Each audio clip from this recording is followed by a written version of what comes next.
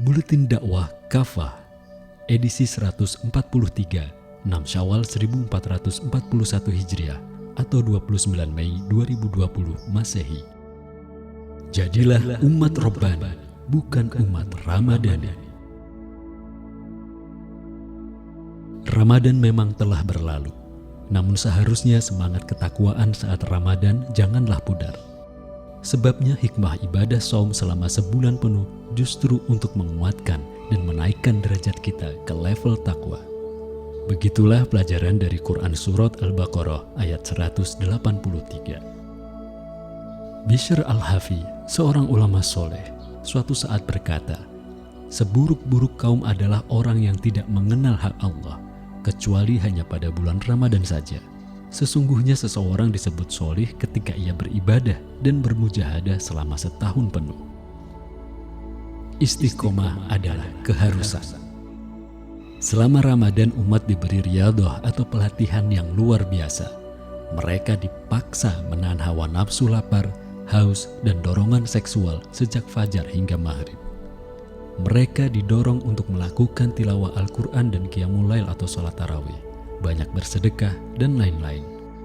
Semua itu mereka lakukan sembari mengerjakan aktivitas harian seperti biasa.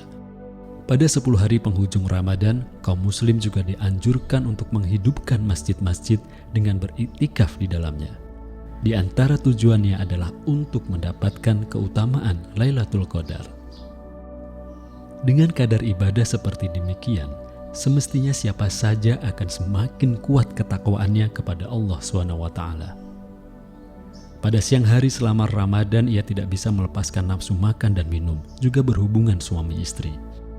Di luar Ramadan, seharusnya ia pun bisa mengendalikan diri dari memakan harta yang haram, pergaulan yang haram dengan lawan jenis, dan lain-lain. Sayangnya pada sebagian muslim, semangat takwa itu begitu cepat pudar saat Ramadan berlalu. Tak perlu menunggu sebulan, hanya selang beberapa hari saja semangat Ramadan itu langsung menghilang. Ibnu Taimiyah dalam Al-Majmu' Al-Fatwa bab 10 halaman 743 mengingatkan, siapa saja yang bertekad meninggalkan maksiat pada bulan Ramadan saja tanpa memiliki tekad yang sama pada bulan lainnya, ia bukan seorang yang benar-benar bertobat.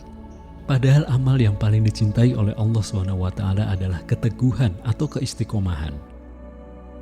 Suatu ketika Nabi SAW diminta nasihat oleh seorang sahabat. Lalu beliau bersabda, "Katakanlah, aku beriman kepada Allah, kemudian beristiqomahlah." Hadis riwayat Muslim.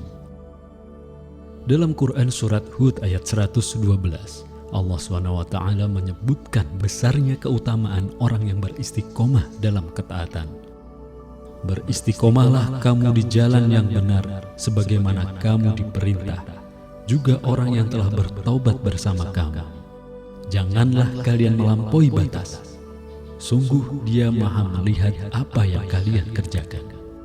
Selanjutnya dalam Quran Surat Al-Fussilat ayat 30, Allah SWT juga menjanjikan derajat yang agung bagi siapa saja di antara hamba-hambanya yang bisa beristiqomah. "Sungguh orang-orang yang berkata, Tuhan kami adalah Allah, lalu mereka beristiqomah, kepada mereka malaikat akan turun dengan mengatakan, janganlah kalian takut dan jangan pula merasa sedih. Bergembiralah dengan surga yang telah Allah janjikan kepada kalian." Bagaimana cara merawat keistiqomahan? Agar menjadi hamba yang senantiasa istiqomah dalam ketaatan, kaum muslim perlu menghayati sejumlah hal. Pertama, mengingat kematian dan tempat kembali hanya kepada Allah SWT. Setiap muslim mesti meyakinkan diri bahwa kehidupan ini fana.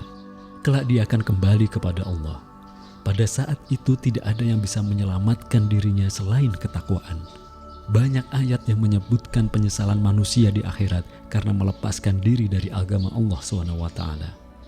Di antaranya dalam Quran Surat As-Sajdah ayat 12, Allah SWT berfirman, "Alangkah ngerinya jika engkau melihat orang-orang berdosa itu menundukkan kepala mereka di hadapan Tuhan mereka, seraya berkata, Duhai Tuhan kami telah melihat dan mendengar, karena itu kembalikanlah kami ke dunia, kami akan mengerjakan amal soleh.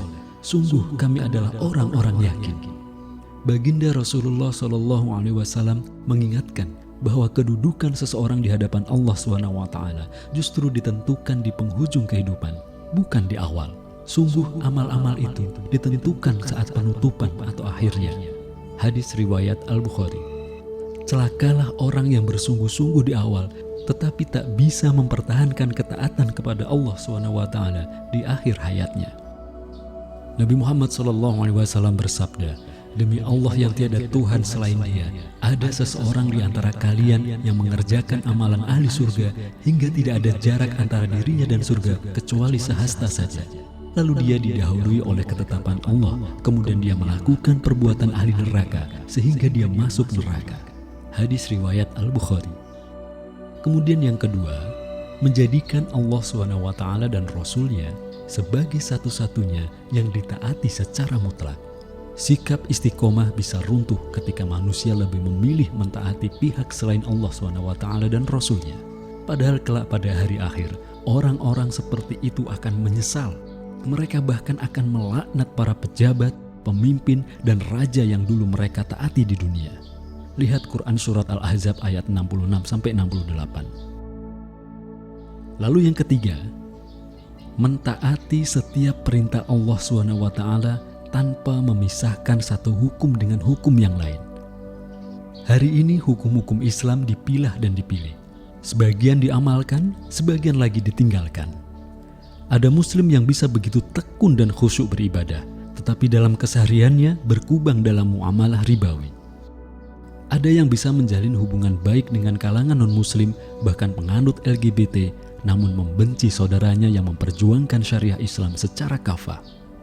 Ada yang bersemangat dalam amal ibadah saum, sholat berjamaah, tilawah Al-Quran, sedekah, umroh, dan berhaji. Namun mereka mengabaikan syariah Islam dalam hukum pidana, muamalah, politik, dan negara.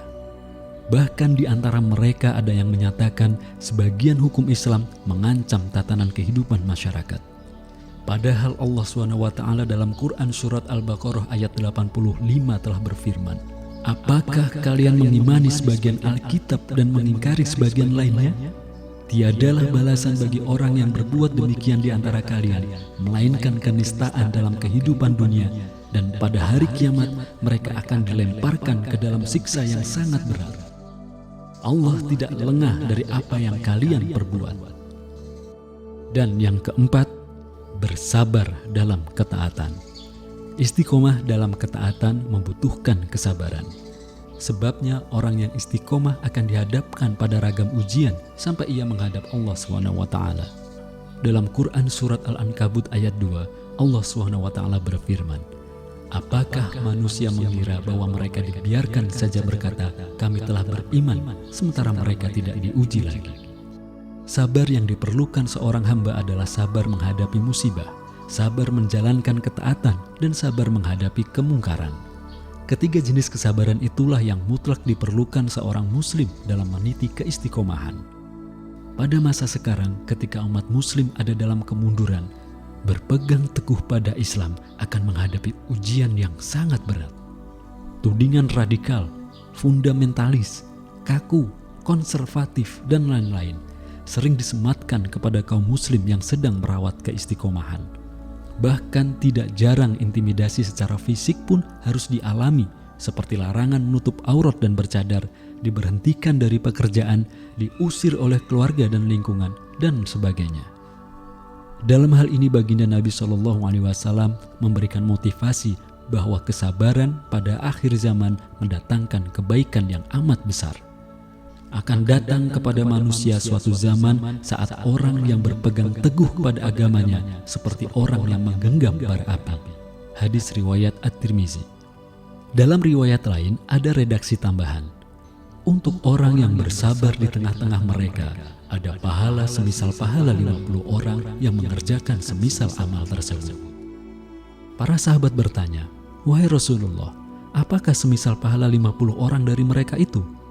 Beliau menjawab, "Semisal pahala 50 dari golongan kalian, para sahabat." Hadis riwayat Abu Dawud. Dan terakhir yang kelima, tetap beramal sekalipun hanya sedikit. Amal yang paling Allah cintai adalah yang terus dilakukan meskipun sedikit. Nabi SAW bersabda, amalan yang paling Allah cintai adalah yang paling berkelanjutan meski hanya sedikit. Hadis riwayat Muslim.